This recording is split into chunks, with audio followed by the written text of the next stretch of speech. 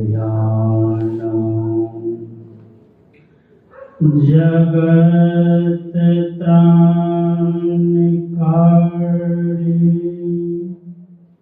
आघाड़ी उधार भगत प्राण रूपा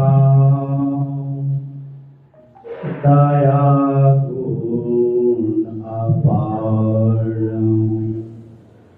नमो सद्गुरुवां ज्ञानदाता सुस्वामी नमामि नमामि नमामि नमामि।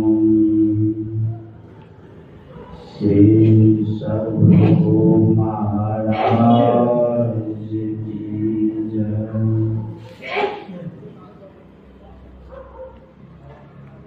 सर्वोच्च सिंहासन पर विराजमान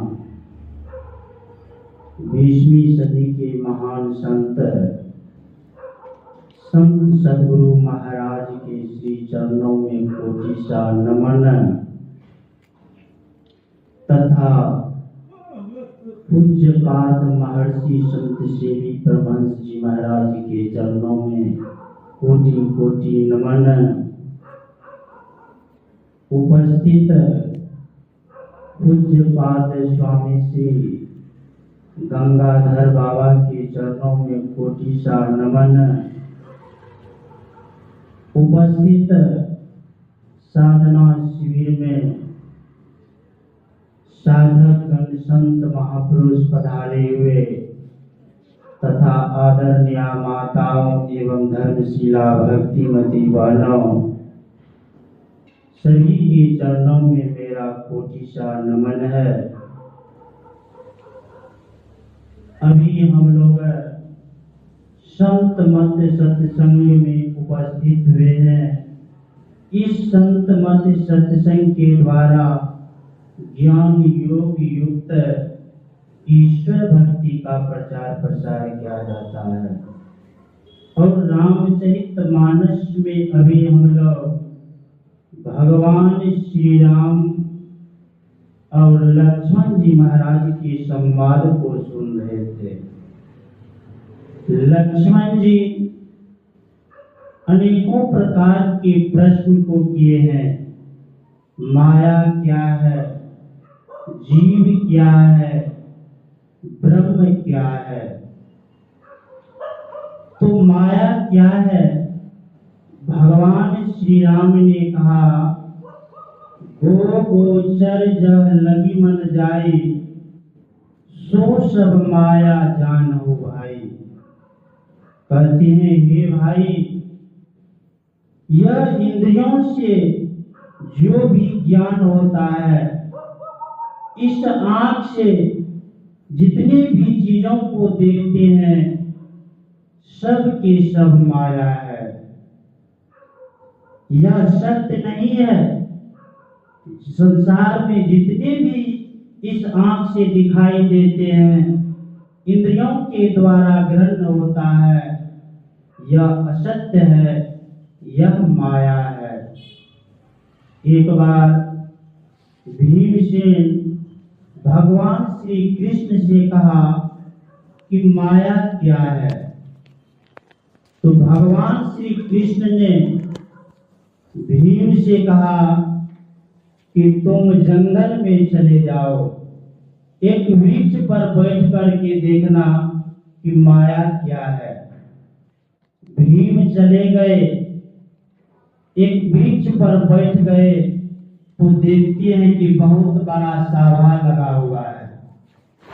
उस सभा में सब के सब देवता उपस्थित हो गए।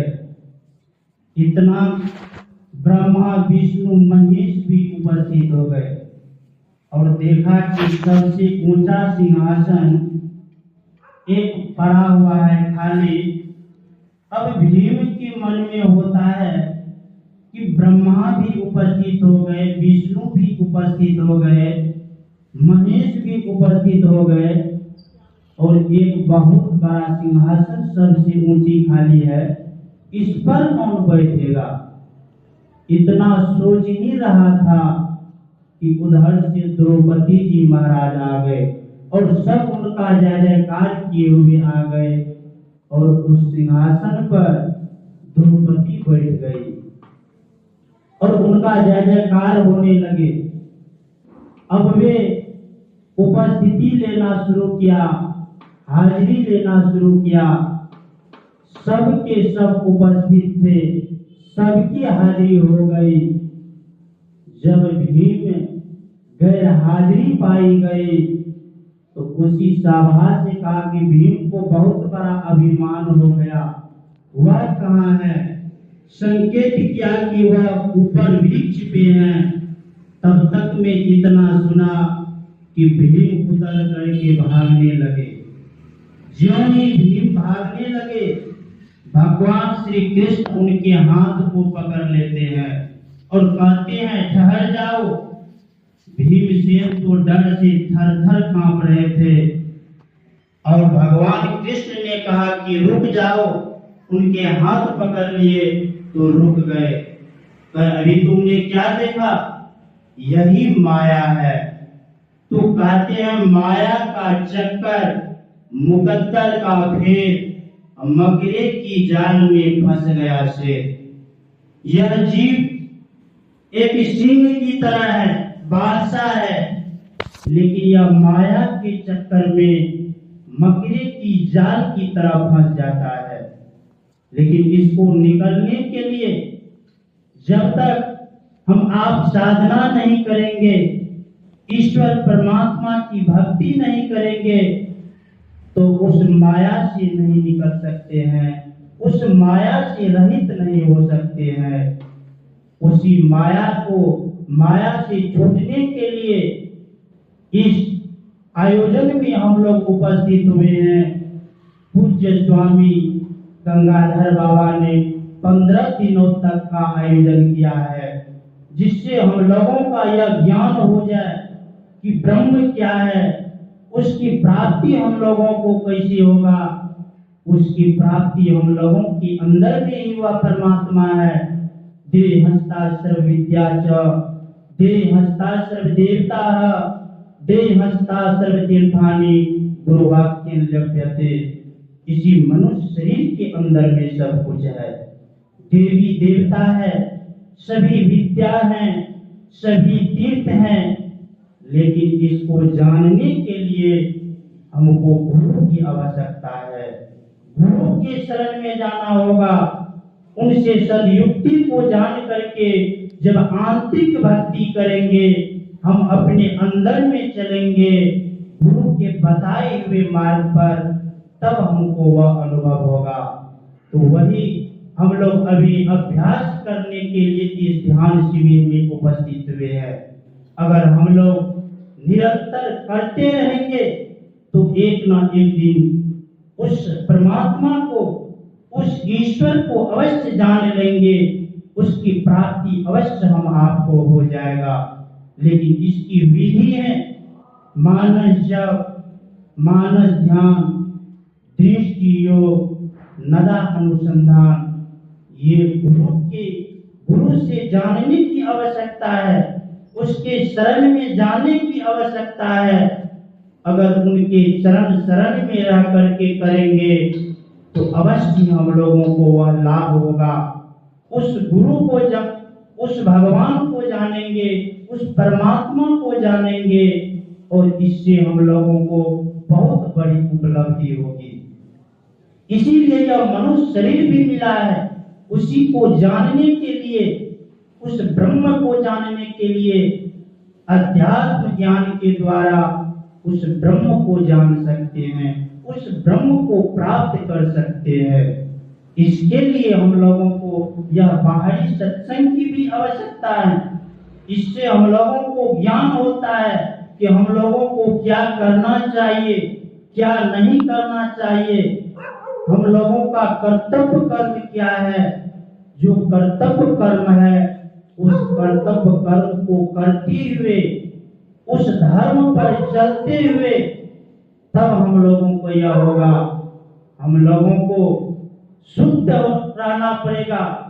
शरीर की भी पवित्रता होनी चाहिए और शरीर के साथ साथ आत्मा का भी पवित्रता होना चाहिए, क्योंकि शुद्ध बर्तन में ही शुद्ध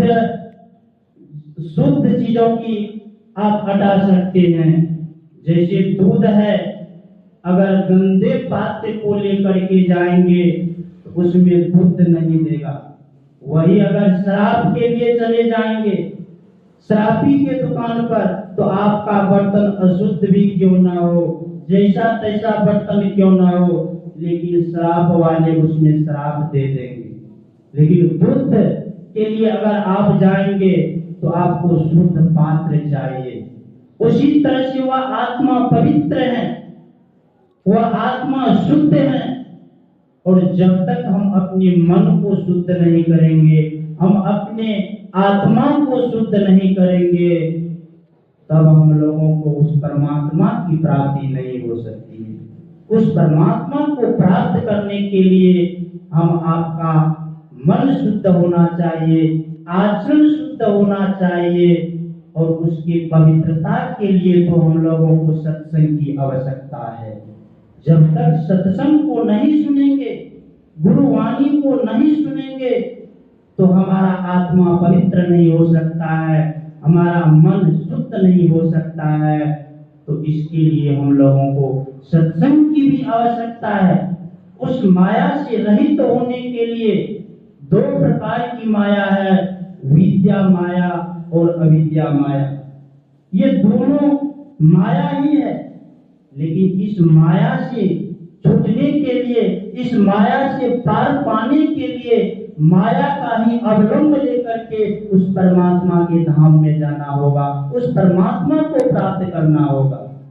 जैसे कोई नदी पार करना चाहते हैं तो उस जल के सहारा से, उसी जल का अवलंब लेकर के, जल के सहारे तैर करके उस नदी को पार कर जाते हैं। उसी तरह से हम लोग माया में हैं, लेकिन माया का सहारा लेकर के, माया के ही द्वारा सहारा, जैसे गुरु मंत्र है, यह भी यहाँ तक माया ही है, लेकिन गुरु मंत्र से ऊपर जब दृष्टि योग नदा अनुसंधान में पहुंच जाएंगे तो वहां कोई माया नहीं है, वहां परम पवित्र परमात्मा का दर्शन होगा अपने अंदर में।